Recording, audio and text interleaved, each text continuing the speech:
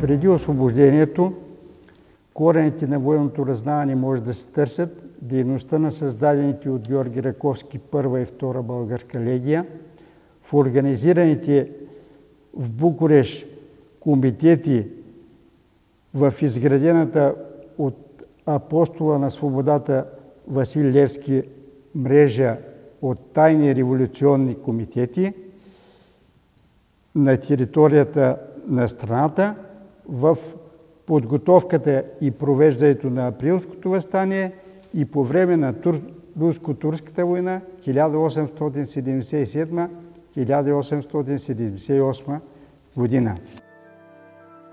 Освобождението на България се дължи на два фактора – победите на руската армия над турската и активното участие на българите във войната. Всички знаят за опълченците на Шипка, но на малцина е известно, че по време на войната е изградено истинско военно българско разузнаване – Старопланинската разузнавателна служба под контрола на руския полковник Бобриков със седалище в Търново. Сред организаторите на тази служба са Григор Начович, високообразован представител на възроженската ни интелигенция, след освобождението министър в няколко кабинета, Никола Кабакчиев, създал ловешкия сектор на българската разузнавателна служба и много други. На практика всеки българин е бил потенциален разузнавач на руската армия. Един пример. В началото на войната източният отряд на руската армия търпи провал след провал в областта на разузнаването, понеже руските разузнавачи са лесно разпознаваеми. Това се променя, когато очи и уши им стават българите, които владеят великолепно турски и лесно се инфилтрират. По време на самата война руснаците се възхищават от Петко Рачов Славейков, който на преклонна възраст по 12 часа не слиза от коня, за да обикаля и да събира информация. Възстановяването на българската държава донася нуждата от изграждане на редица нови институции и поставя много нови задачи. Една от най-важните е защита на младата държава в неспокойната и взривоопасна обстановка на Балканите. Това налага бързо институционализиране на военното разузнаване, на целите и задачите, които ще решава. Не случайно изпълняващият длъжността военен министър в 1897 година, по това време все още полковник Никола Иванов, в един свой доклад до Министерския съвет пише, че отношенията между всички балкански държави ще продължават да се изострят и е необходимо българското правителство да полага изключително усилие, за да поддържа едни въоръжени сили с големи възможности или по-точно да бъдат адекватни на силите, които биха противопоставили срещу тях съседните държави. С указ на Фердинанд от 27.12.1891 година се създава първия орган, който да събира и обобщава разузнавателната информация. Това е учебното бюро, което се създава към канцеларията на Министерството на отбраната. От този момент до започването на Балканската война, българското главно командване, българското военно ръководство полага усилия да получи колкото е възможно повече сведения, информация, както за въоръжените сили на Турция, така и на съседните държави. Разузнаването решава такива задачи, каквито му бъдат възложени. Неговите задачи проистичат от задачите на войските. Ако задачите на войските са завоевателни, то изпълнява задачи в интерес на завоевателните задачи. Неговите задачи представляват част от задачите на армията по завоеване на чужди територии. ако армията изпълнява отбранителни задачи, задачи на разузнаването проистичат от необходимостта да защити своята територия. Тоест няма самостоятелна дейност, самостоятелна разузнавателна дейност, която е отделена от бойната дейност на армията. Всяко начало е трудно. Това се отнася и за военното разузнаване. Като основен източник на информация са дипломатическите агентства, но тук възниква въпроса за качеството на информацията. Поради това, че не е с добро качество информацията, се прави предложение до министъра на отбраната, тогава в агентствата да се изпратят офицери, без да фигурират като военни. Това обаче не се приема от министъра на външните работи Начович, за да се предизвика подозрения.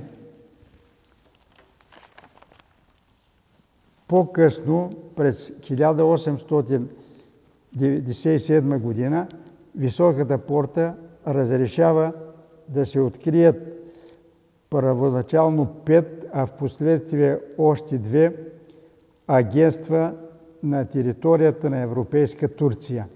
Те са в Солун, Скопие, Серес, Драма, Кавала, Родосто и Цариград. Любопитни са местата, за които е настоявала българската държава. Някои от тях не са средище на интензивна търговия, но на практика изборът им съвпада с основните оперативни направления, водещи от България за Турция и Македония. След сръбско-българската война възниква въпроса на двустранна основа да се разменят военни аташета между Сърбия и България, и първият военен аташе в Белград е командира на 5-та пеша бригада майор Димитриев. С този акт се поставя началото на изграждане на Института на военните аташета, въпреки че България като васална държава все още няма такова право. В този момент все още не са били ясно регламентирани целите и задачите на военното разузнаване. Голяма е заслугата на бившият военен аташе в Цариград, майор Топалджиков, който по-късно става и дипломат. Той става помощник, дипломатически представител, но тъй като е бил голям специалист и е разбирал дълбоко от оперативната дейност, заради това и неговите сведения, обобщения, доклади и анализи са допринесли в значителна степен за получаване на достоверна разузнавателна информация. Той прави задълбочени изводи, които донася в специален доклад и те намират място в разкриване групировката на турската армия в навечерието на Балканската война. Защо е необходимо агентурното разузнаване? Стои военният аташе зад граница. Той е официално приет от другата държава. Турският военен аташе в България на реципрочна основа българският военен аташе стои в Турция. Те официално са приети от съответните държави като представители на държавата, на другата държава, които са аташирани към техните военни органи. Военният аташе пътува, той вижда, той наблюдава, той може да фотографира, той води разузнаване, той е агентур, това принадлежи към агентурното разузнаване. На следващо място, Главното командване получава информация от докладите на всички български офицери, изпратени да се учат в военните академии в Европа. Такива са полковник Дървингов, когато е завършил Туринската военна академия и се завръща в България, той все още е майор. Това е също така майор Йордан Венедиков. Това е Константин Жостов, който се връща пък от Виена. Дори Борис Дрангов, който се завръща от Петербург.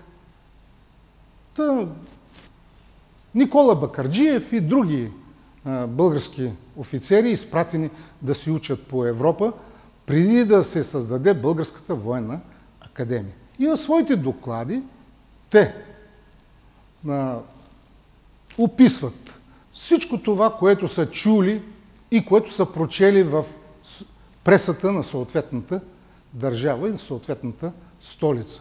От друга страна, те докладват и за целият онзи опит, който пък техните преподаватели в военните академии имат като знание за турските въоръжени сили, за техните намерения и за евентуални проучвания, стратегически проучвания относно театъра на военните действия, дислокацията на турската армия, устройството на отбранителните съоръжения, изгражданите укрепления и всички проблеми, свързани с отбраната и намеренията на Турция, ако тя воюва. През 1903 година се прави следващата стъпка по изграждане на военното разузнаване, като в щаба на армията, в оперативното отделение се изгражда информационно бюро, което вече има функциите да събира и обработва информацията от различни източници. В 1903 година е приет нов закон за устройство на въоръжените сили на българското княжество, който е едно по-нататъчно продължение на закона от 1891 година. И в него още по-ясно е очертано мястото на разузнаването, както на стратегическо, така и на войсково равнище. По-нататъчното развитие на разузнаването се извършва със създаването на ръководен орган за разузнаването с указ номер 190 от 30.12.1907 година на княз Фердинанд, където информационното бюро се преобразува в разузнавателна секция. Разузнавателната секция е подчинена на оперативно отделение на щаба на армията. Указът влиза в сила на 2 януари 1908 година. Това показва, че ръководството на младата българска държава осъзнава вече значението на военното разузнаване и дори поставя на разузнавателната секция отговорни задачи със стратегическо значение. За началник на разузнавателната секция е назначен майор Тодор Марков. Българското военно разузнаване получава бойното си кръщане по време на подготовката на Балканската война.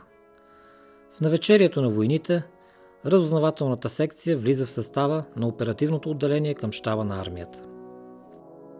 В тази зала са били обсъждани плановете за война, разработени в огромна степен благодарение на сведенията на младото българско военно разузнаване. В навечерието на войната разузнавателната секция се стреми да предостави пълна информация на операторите, на началника на генералния щаб или щаба на армията при разработването на двата прословути плана за война срещу Турция. Даже още в плана за война, т.е. за отбранителна война срещу Турция от 1908 година, а по-късно и 11 година, и непосредствения план за война срещу Турция през 12 година, са внесени всички получени до този момент данни подробно. Оттам идва и решението на военното командване главният стратегически удар да бъде нанесен в източна Тракия, в междуречието на Марица и Тунджа, а само с незначителни сили, 7-ма Рилска дивизия, да се настъпва в Македония или в междуречието на Вардар и Струма. И плана за война се различава съществено от самото развитие на военните действия. За това, защото в плана се предвижда да се нанесе удар в междуречието с основно направление към Лозенград, Бабаевски и противника да бъде притиснат към река Ергене и към река Марица, с което турските сили да бъдат разсечени и изолирани, разсечени на части и те последствие изолирани, за да могат да бъдат по-лесно унищожени или притиснати към тези две водни препятствия, главната турска групировка да бъде умаломощена и по този начин да се предизвика намесата на великите сили и да се установят военните действия, което, разбира се, в действителност не става, а българската армия след първите победи в Лозенградското срещно сражение, с блокирането на Одринската крепост, отбиване на удара на гарнизона на Одринската крепост, създават условия за бързо развитие на настъплението към Люлебургас, Бунархисар и оттам бързо към Чорлу и към Чаталджа. Тоест не се изпълнява стриктно първоначално приетият план, благодарение именно на добре обобщената и систематизирана информация за турската армия.